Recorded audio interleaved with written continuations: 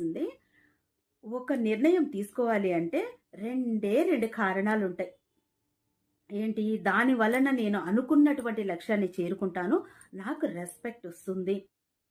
ఇంకొకటి అదంటే నీకు ఎక్కువ అంటే ప్యాషన్ అంటాం కదా! ఆ పని కోసమే నేనున్నాను. అది మాత్రమే నేను చేయగలను అనేటటువంటి ఒక దృఢ సంకల్పం. కానీ మనం ఒక నిర్ణయం తీసుకోకపోవడానికి గూడా రెండే 2 కారణాలున్నాయి.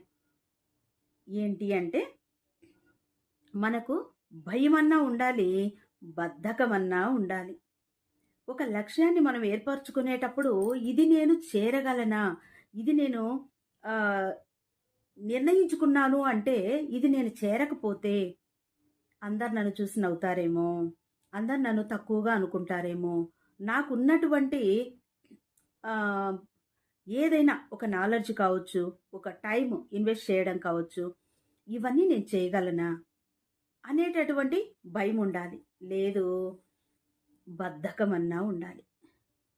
ఇప్పుడు నేను చదవాలి, ఇంత పర్సెంటేజ్ రావాలి, ఈ ర్యాంక్ నాకు రావాలి అని నేను ఒక కమిట్మెంట్ ఇచ్చేసాను అనుకోండి సొసైటీకి.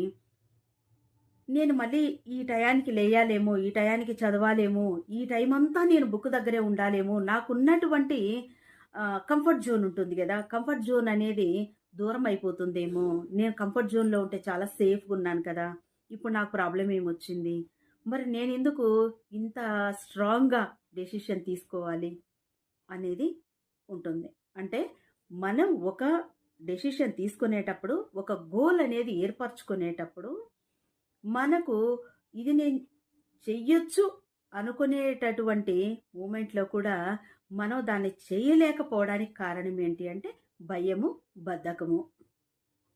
ఈ రెండిటిని కన్నా మనం వదిలేసాము అంటే 2026లో మనం ఏదైతే అనుకున్నామో అది చెయ్యవచ్చు. ఈ భూమి మీద